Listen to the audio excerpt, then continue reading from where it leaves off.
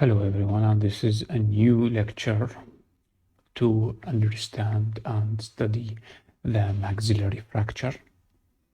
It was written by Dr. Ghassan Dami, and he's a surgeon of maxillofacial.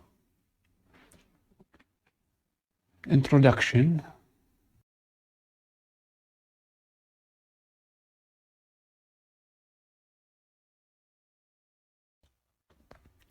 The maxilla represents the bridge between the cranial base superiorly and the dentition inferiorly.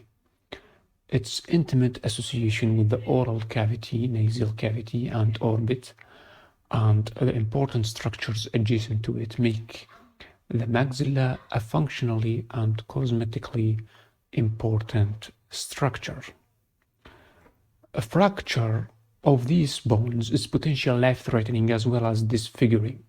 Hence, we being maxillofacial surgeons need to do systemic and timely repair of these fractures to correct deformity and prevent unfavorable sequelae. In this introduction, we can see that the maxilla, it's a bridge between the cranial base and the dentition. Also, it has an intimate association with the oral, nasal, and orbit, and other important structures. And it's important cosmetically and functionally for the human body. Any fracture is a potentially life-threatening of these bones of the maxilla that we are being a maxillofacial surgeons need to do systemic and timely repair of these fractures to prevent unfavorable sequelae and to repair and correct deformities.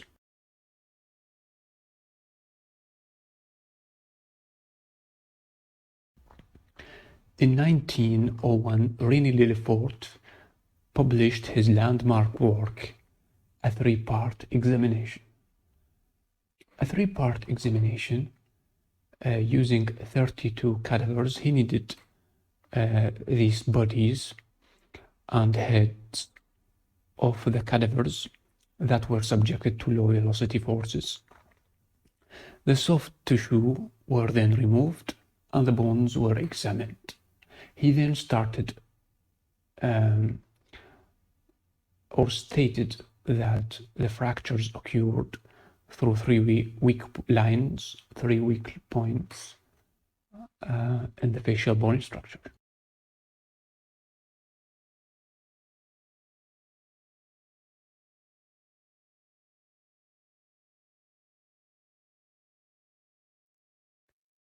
The maxilla in this situation, as we can see here, it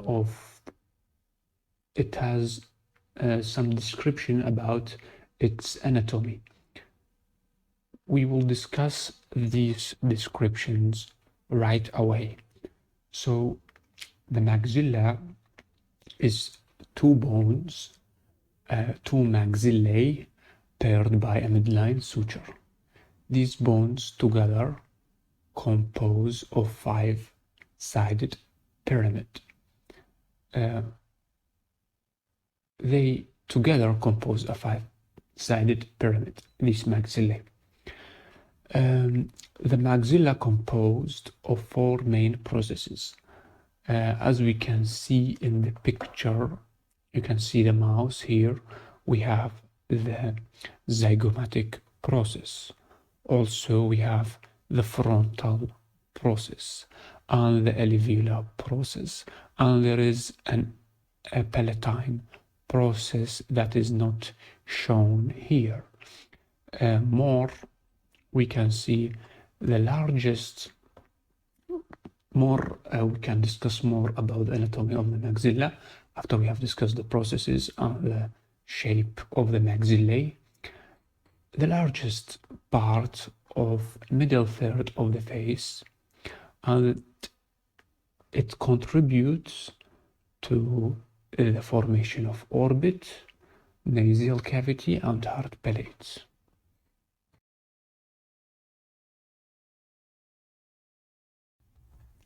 There are many accidents causing a maxillary fracture. including road traffic accidents, sports, assault, industrial accidents, and falls.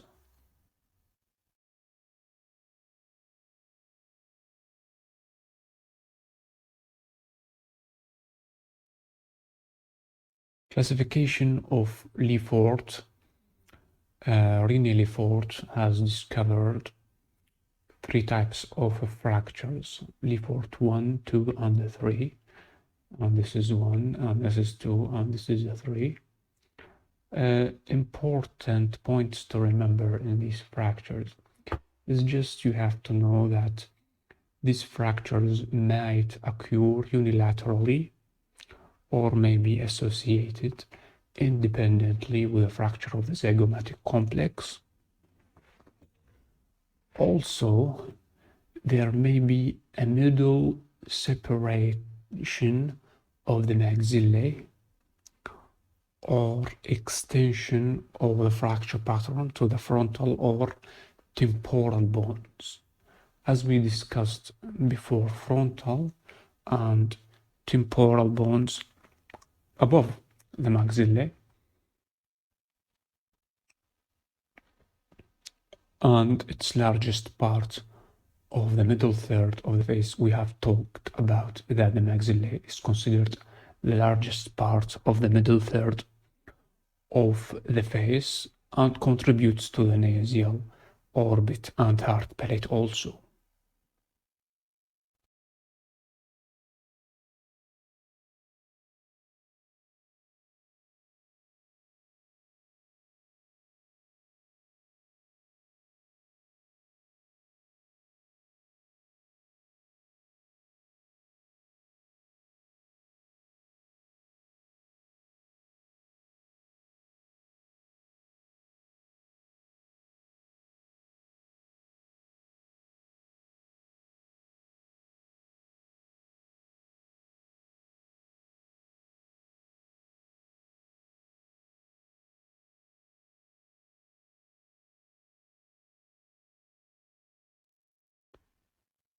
The Lefort 4, the Lefort 1 is crossing the nasal septum to the lateral piriform rims. Here, lateral piriform rims, travels horizontally above the teeth apices here,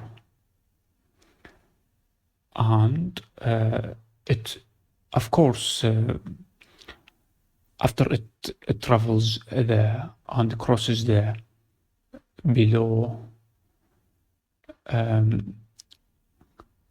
zygomatico-maxillary junction.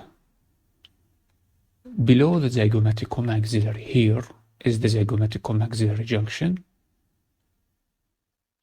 and it travels below the zygomatico-maxillary junction and travels the pterygomaxillary junction. Travels the pterygomaxillary junction to interrupt the pterygoid plate. To make a better understanding, we see this picture that shows us that the Lefort 1 crosses the nasal septum to the lateral piriform rims, travels horizontally above the teeth apices, crosses below the zygomatico-maxillary junction. The zygomatico-maxillary junction here, and the Lefort 1 crosses below it and travels here, as you can see, down on the mouse, travels the pterygomaxillary junction. This one is the pterygomaxillary junction, and the Lefort is above it, above the pterygomaxillary junction. And below the zygomatico-maxillary maxillary junction. So we have the pterygomaxillary junction, and we have the zygomaticomaxillary junction here. This is the zygomatic bone, and this one is the maxillary. So we have the zygomaticomaxillary junction. The Lefort travels below it. And we have the pterygomaxillary junction here. The pterygomaxillary junction, the Lefort one travels above it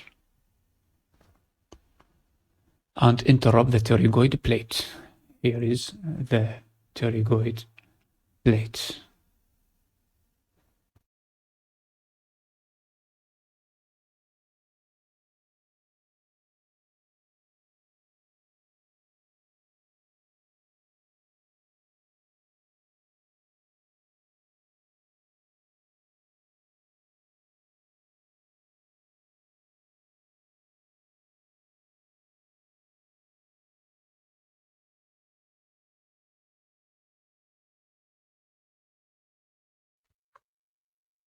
What are the signs and symptoms of the Lefort 1 fracture? First, swelling of the upper lip and cheek. This one, swelling of the upper lip and cheek. Then, ecchymosis maxillary buccal sulcus.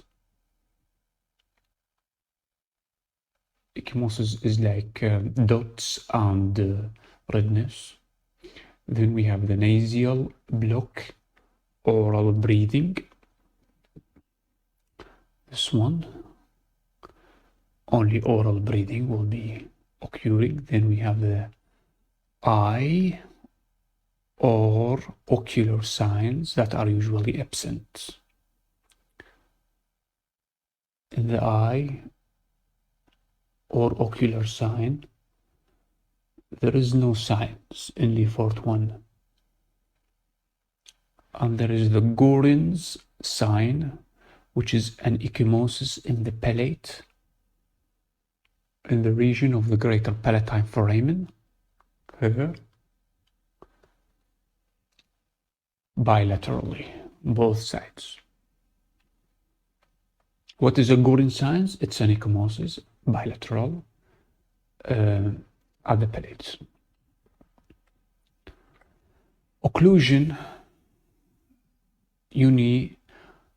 we have two types of occlusion trauma within Lefort 1. One is displaced and the other is undisplaced. The undisplaced is incomplete fracture with no disturbance to the occlusion. But when it comes to the displaced fracture, we have a disturbance to occlusion, anterior open bite, backward and downward distraction of the posterior maxilla, and a posterior gagging of occlusion, a threat to airway, causing a threat to airway. This one is displaced occlusal signs and symptoms of Lefort 1.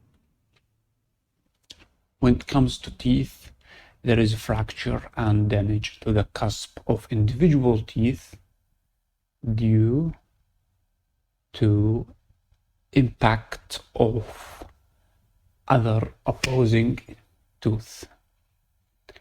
Palatal signs of the fracture, 8 to 15% of Lefort fracture follow a sagittal or parasagittal direction, splitting the maxilla longitudinally close to the midline exit anteriorly, between the canine, the central incisor, or between the lateral incisors and the canine. Sometimes between central, sometimes between lateral and canine. This is the fracture of the palate. Other signs include bilateral epistaxis, nose bleeding, pain while speaking and moving the jaw, mobility of the upper dentoalveolar portion, and there is that mobility that is frequently mobile to digital pressure. Cracked pot sound,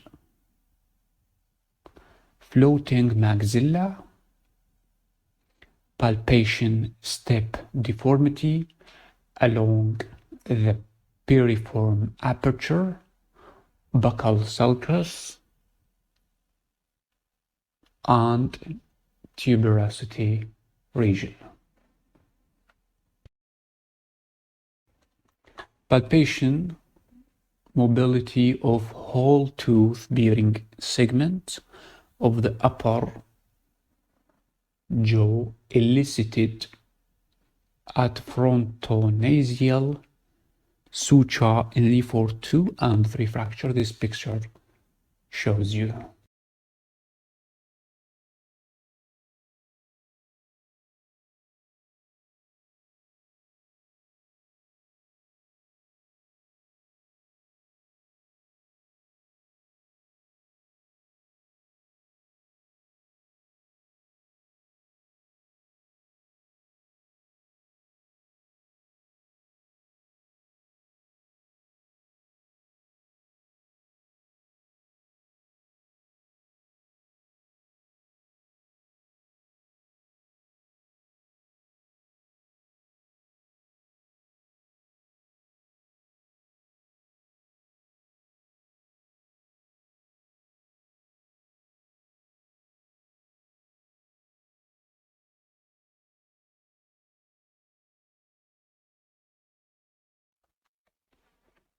So the Lefort 2, it travels as a pyramidal in shape.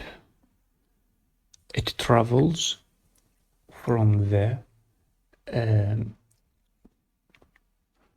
nasal bridge here, from the nasal bridge, nasofrontal suture between the nose and the frontal bone, pyramidal, through the frontal process and the maxilla, this one here, through the frontal process. This one is the frontal process and this one is the nasal. So it begins here, the Lefort 2. Then inferiorly through the lacrimal bones and inferior orbital floor and rim through or near the infraorbital foramen. There are 3 parts we mentioned. First is lacrimal, then floor of the orbit, then inferior orbital foramen. This one is the lacrimal bone, then floor of the orbit, and last we have mentioned the infraorbital foramen. In this picture we can see the supraorbital foramen also and the mental foramen. Continuing inferiorly through the anterior wall of the maxillary sinus, anterior wall of the maxillary sinus. This is the maxillary sinus, and this is the nasal septum. This is the ethmoid, this is the sphenoid, and this is the frontal. Again, ethmoid, sphenoid, maxillary, nasal, frontal. Then travels under the zygoma across the trigomaxillary fissure and pterygoid plate. We also mentioned the trigomaxillary fissure in the Lefort 1, it also crosses the trigomaxillary fissure here This one is the trigomaxillary fissure and through the trigoid plate.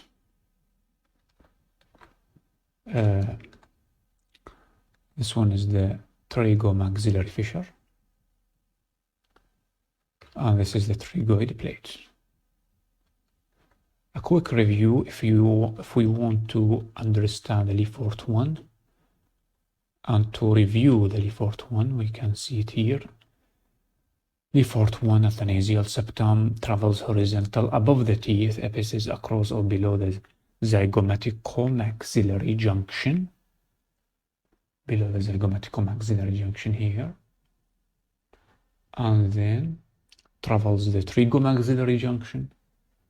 Trigomaxillary junction also. Enter the trigoid plate also.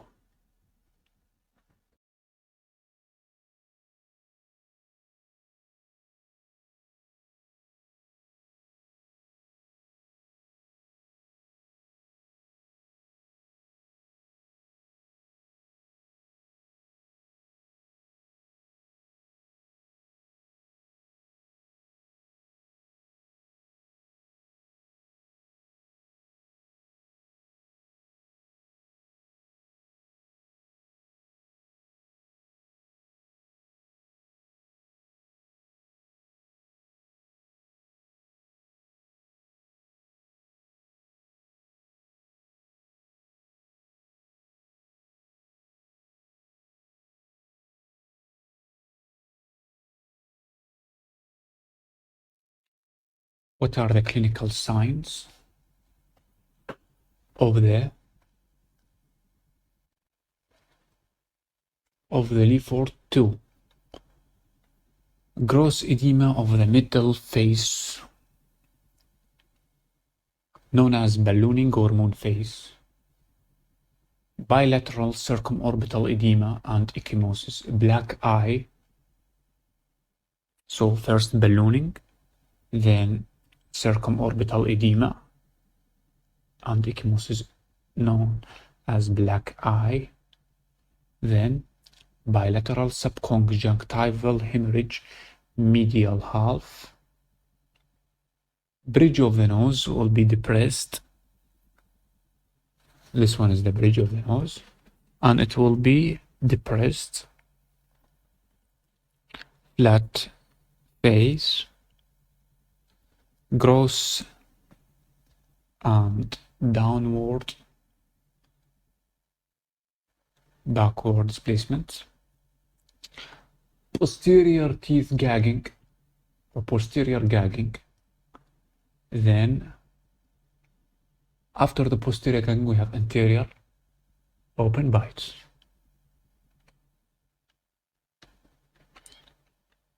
Pseudotelecanthus, swelling over the nasal bridge, illusion of telecanthus. Telecanthus is the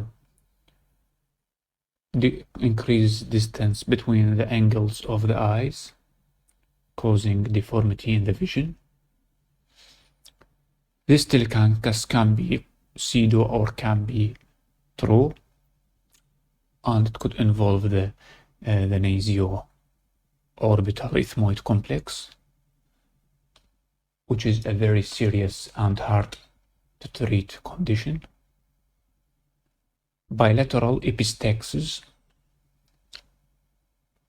nose bleeding, just like Lefort 1. Difficulty in mastication.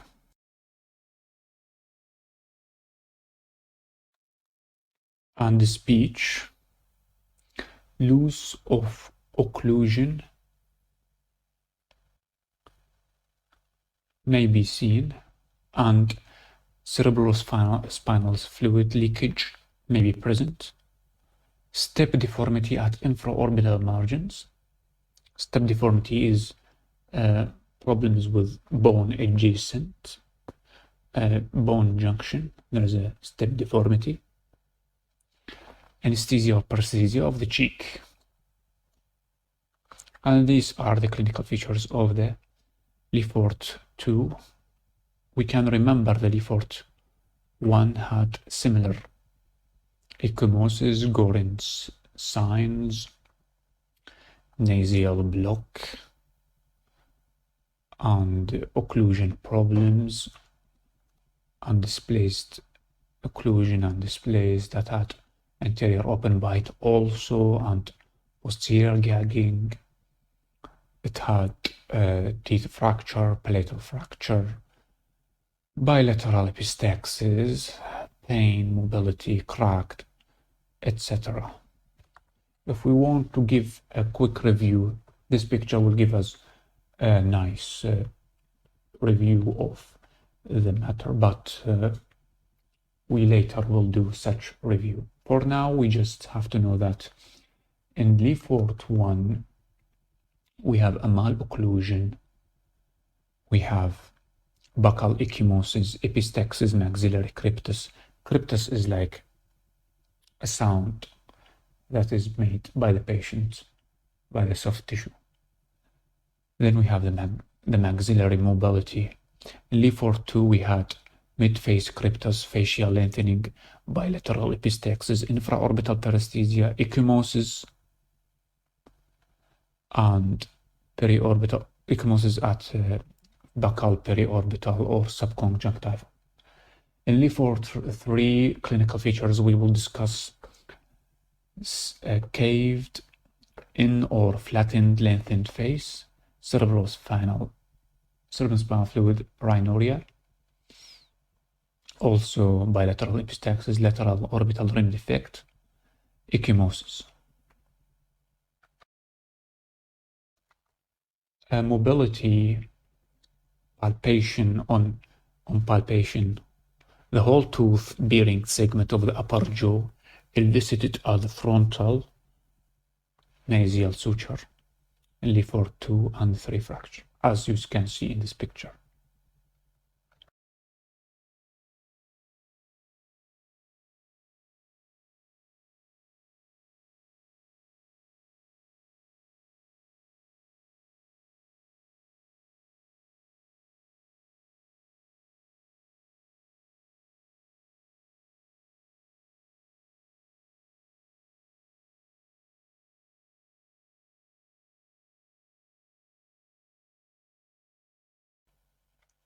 We will give a quick description on the Lefort 3.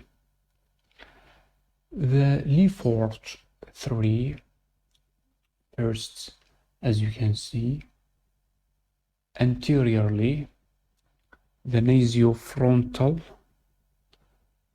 just like how it began with the Lefort 2.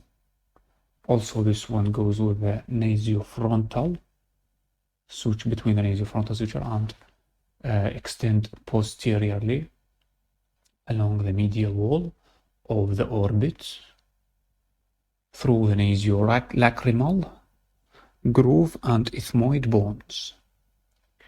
We can see here the ethmoid bones. There is the ethmoid and there is the sphenoid bone. This one is the ethmoid, and below it the sphenoid bone. And this is the area where the fracture is taking place. The thicker the sphenoid bone posterior usually prevents continuation of the fracture into the optic canal. As we can see here, that the sphenoid bone is thick. Therefore, it prevents the fracture going to the orbit. This one is the sphenoid bone, and this one is the ethmoid bone. Again, the sphenoid bone, this in yellow, will prevent the fracture.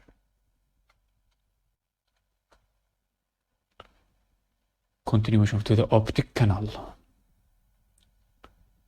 Next, instead, the fracture continues along the floor of the orbit. Here, the floor of the orbit, along the inferior orbital fissure and continues supralaterally through the lateral orbital wall, through the zygomatico-facial junction and a zygomatic arch. Here we can see the superior orbital, the inferior orbital fissure. These are the fissures that the Lefort 3 goes through. Intransly, a branch of the fracture extends through the base of the perpendicular plates of the ethmoid through the vomer and through the interface of the pterygoid plates to the base of the sphenoid. And this is the Lefort 3. In this picture it shows how it goes from the frontonasal to the lacrimal to the many bones to the fissures of the eyes, going to the vomer, ethmoid, and doesn't cross the sphenoid, doesn't go to the optic canal, and it goes down and continues its course. Unlike the Lefort 2, that starts from the nasal bridge either below the nasal suture through the frontal process of the maxillary inferiorly, through the inferior orbital floor, through the near inferior orbital foramen, and inferior through the anterior wall of the maxillary sinus, traveling to the under the zygomatic travels zygoma across the pterygomaxillary fissure and through the pterygoid plates. This one is a little bit different. The Lefort 3, that's anteriorly crossing the nasofrontal suture, extending posteriorly along the medial wall of the orbital through the nasolacrimal groove, and ethmoid bones. The thicker sphenoid bone posterior usually prevents the continuation of the fracture into the optic canal, and instead the fracture continues along the floor of the orbit, the inferior orbital fissure, and continues superiorly through the lateral orbital wall, through the zygomatico-frontal junction of the zygomatic arch. Intransly, a branch of the fracture extends through the base of the perpendicular plates of the ethmoid through the vomer and through the interface of the pterygoid plates to the base of the sphenoid.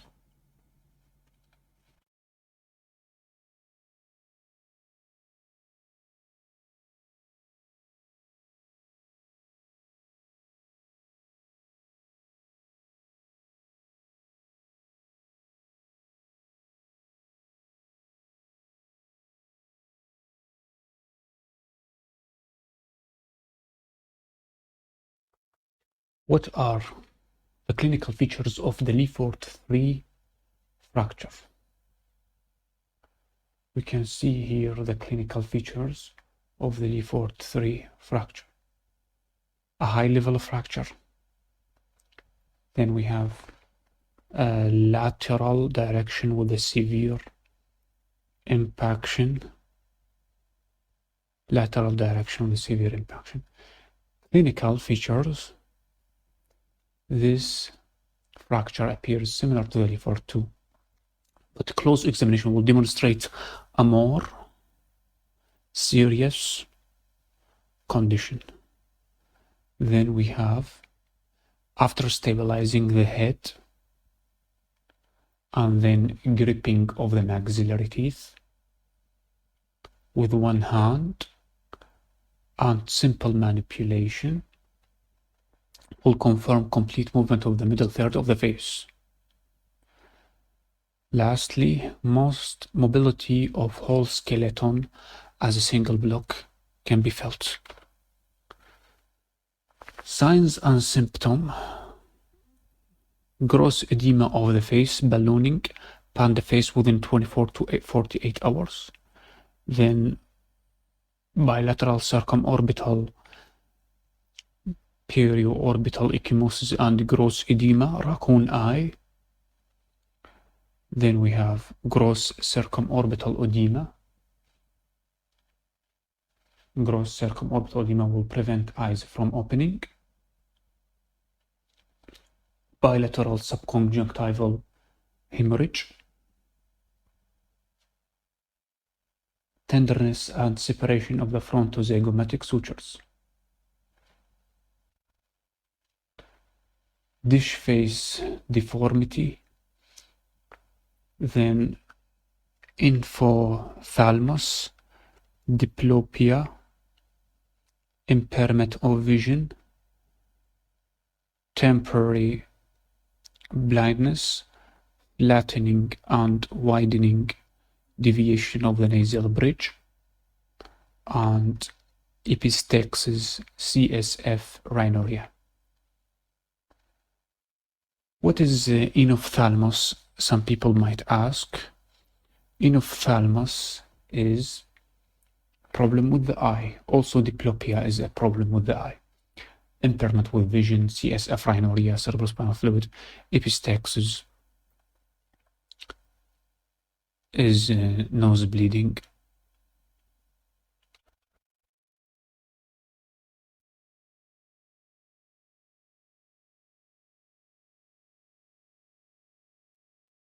And there is a way to palpate the face to confirm the Lefort 3, which is by holding the frontozygomatic suture this way. We can see the mobility of the whole of the upper jaw free floating, elicited at the frontozygomatic suture. But in Lefort 2, the examination is different.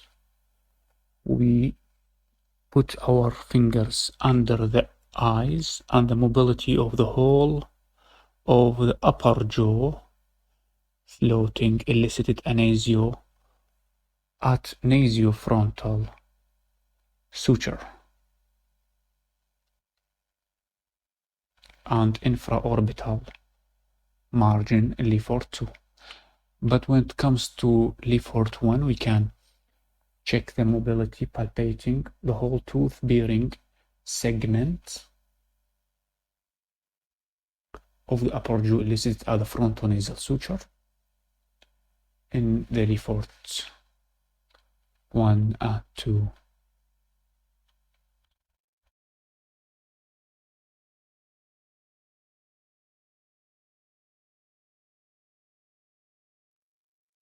There are many pictures explaining the Lefort examination and investigation. A CT scan is best option for studying midface fracture, but plain radiograph may be also helpful. Radiograph examination, Waters view, Caldwell view, lateral view, and submentovertex view. This one is Waters view, Lefort 1 fracture. Here we can see there is a Lefort 1 fracture. Then CT scan, coronal view, documenting also a Lefort 1 fracture. A CT scan, this one, an axial view of the Lefort 2 fracture. The Lefort 2 fracture shows the fracture line through the anterior and posterior maxillary sinus. A CT scan view of a Lefort 2 fracture showing the fracture line through both infraorbital rims and zygomatic arch of the right. As we can see here in there, I will put the mouse where the line is. It shows a CT scan axial view of the Lefort 2 fracture, the fracture through the both infraorbital rims, and here is a zygomatic arch. This one is zygomatic arch and this one is the infraorbital. Next, a CT scan coronal view shows the fracture at the Lefort 3 level of the right and Lefort 2 level bilaterally. Here we can see it, Lefort 2 and Lefort 3. CT 3D scan, 3D reconstruction, also good for investigation.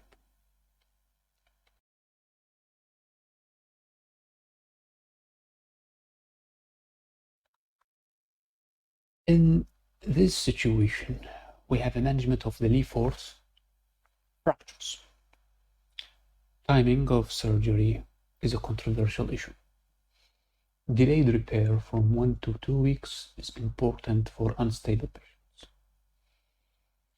Manipulation of bones and soft tissue will be easier, and the suppression of the edema would also be easier, because the edema will be less after 2 weeks. Usually, a risk of fibrosis and healing is there if the patient is being given a surgery immediately. An unstable patient with an unstable and hemodynamic problems with increased intracranial pressure. But with a stable patient, an immediate surgery will cause no problems.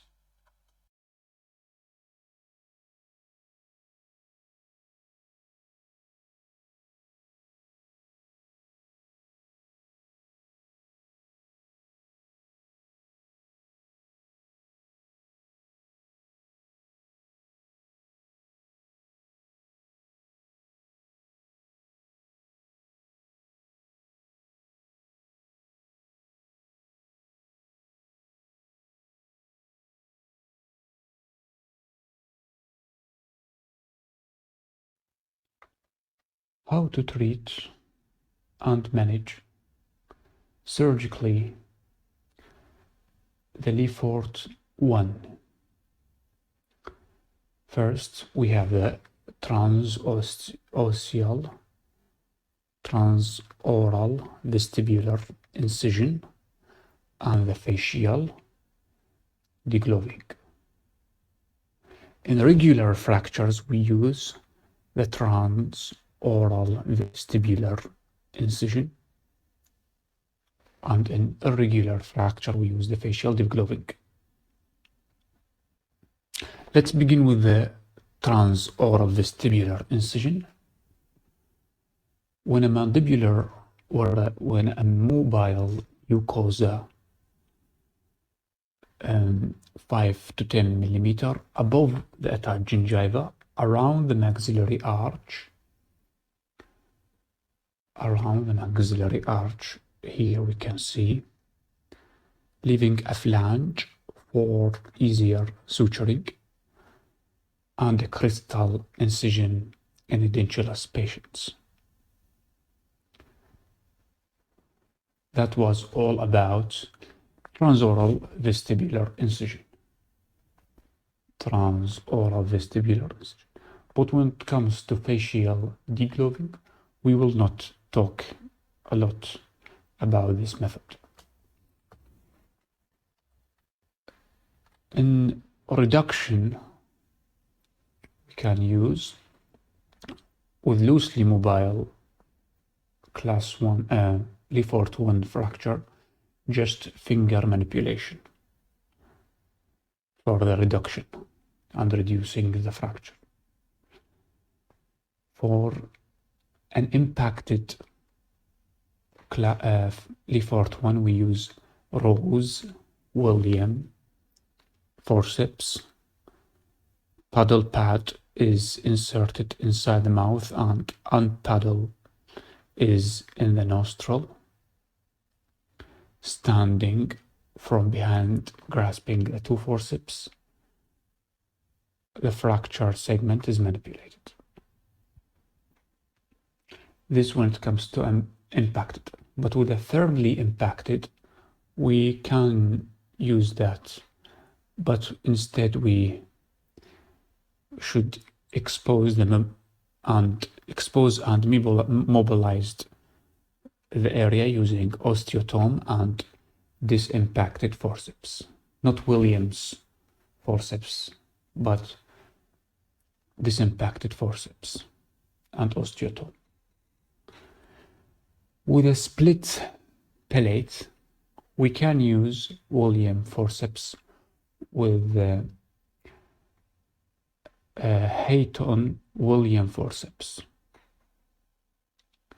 The two palates are approximated by Hayton Williams and then reduced with Rose Williams forceps. The Rose Williams forceps is the usual and the basic or the conventional method to be used with impacted fracture, and with also can be used split palate. We use the Rose palate and the Hayton to approximate Hayton Williams forceps, and the Rose Williams forceps. We don't use the osteotome and the disimpacted forceps in this method. When it comes to fixation, an indirect fixation can be used with suspension wire. Indirect fracture can be used for it. We can use suspension wires, maxillomandibular fracture, maxillomandibular fixation for 6 weeks. But with a direct fracture of Lefort 1, we use a mini plate, stabilizing the L-shape, stabilization with L-shape mini plates, fixation with at least 2 screws on either side of the fracture to avoid rotational instability.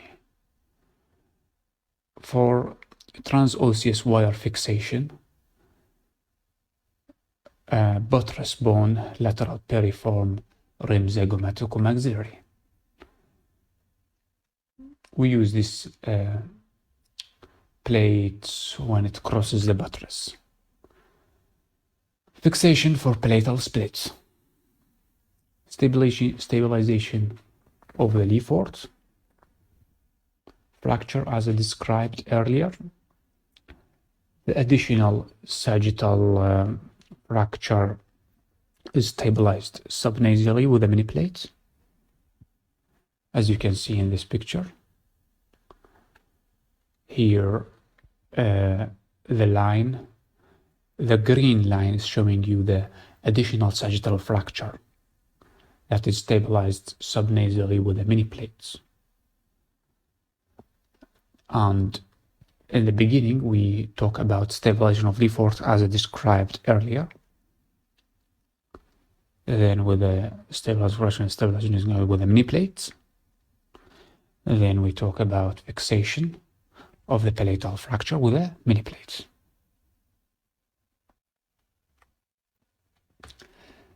Lefort 1 fracture with a comminution on both sides.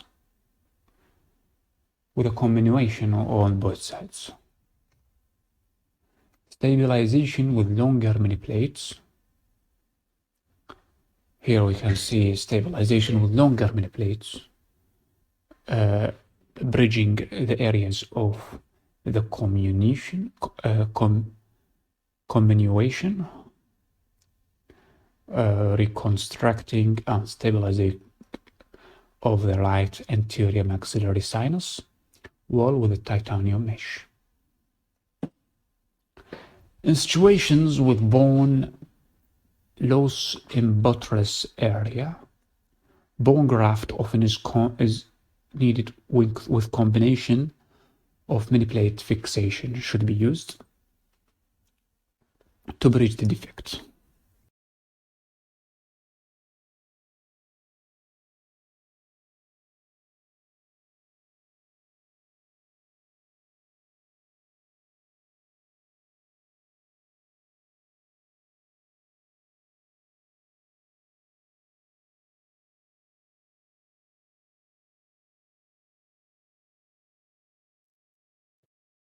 The surgical approach in dealing with the Lefort 2 and Lefort 3.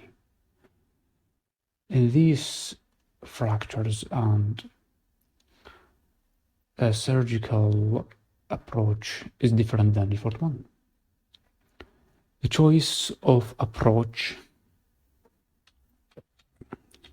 here we can see the choice of approach depends on the fracture patterns, amount of displacement, other accompanying factors, and surgeon's preference. These are all the choice of approach. Which approach we will make? Maxillomandibular fixation, internal reduction, and there are many other approaches. Interosseous intervestibular approach or facial degloving. Here we will discuss more approaches, indirect and indirect fractures and direct and indirect approach. The fracture pattern, amount of displacement, other accompanying factors, and surgeon's preference all play a role in the clinical approach for treatment. The types of surgical approaches: we have the coronal approach, subciliary and midface incision. We have the transconjunctival incision and upper blepharoplasty and the lateral eyebrow incision. Lateral eyebrow incision. And the reduction of the Lefort 2 and 3, done in a similar way as Lefort 1, using also Rose-Williams forceps, but care should be taken as it involves the base of the skull. The Ashes or Walshman's forceps for the nasal septum may be used. Ashes Ashes-Williams forceps for nasal septum may be used in the reduction of class Lefort 2 and Lefort 3. Fixation, it may be indirect or indirect. Fixation may be indirect or maybe direct. Let's start with the direct fixation of the Lefort 2 and 3. Manipulate or manipulate transosseous wiring at the buttress or zygomatic-mandibular buttress, infraorbital rim, frontonasal junction, and frontozygomatic and zygomatico-temporal bone. Then we have the indirect maxillomandibular fixation for 6 weeks. When it comes to the infraorbital and nasio-orbito-ethmoid area, we are stabilized with a mini plate 1.3, but when it comes to zygomatico-maxillary buttress, we stabilize with a 2.0 mini plates. Reconstruction and fixation of the outer facial reconstruction here, as you can see, and fixation of the outer facial frame as the first step during the repair of the Lefort 3. Again, reconstruction and fixation of the outer facial frame.